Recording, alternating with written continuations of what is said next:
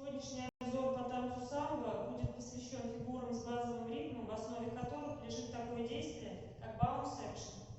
Bounce action выполняется за счет грамотной работы коленей и области лодыжек, когда мы высоко-высоко поднимаемся на подушке, выпрямляя колени, и смягчаем колени, ставим стопу плоско на пол, приходя весом на область подушечек.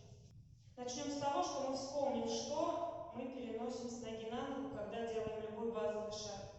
Мы должны вспомнить о том, что перед началом любого упражнения, любого танца, мы должны выстроить осанку.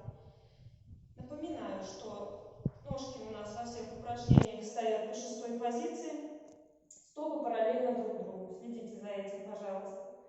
Таз стоит прямо, кости подвздошные направлены вперед, копчик давит пятками. Избегается переднего тазового наклона. Лопатки широко разведены по спине. Базовая позиция рук, возможно, как рамочка, так и руки на пояс. Для новичков рекомендуется держать руки на пояс, удерживая локти в переднем объеме, скажем так, не заводим локти за спину. Начнем с самого bounce action. Поработаем над мышцами голеностопа и коленей, над коленями. На счет И, на дробный счет мы будем подниматься наверх. На счет раз и два опускаться, смягчая колено на полную стопу.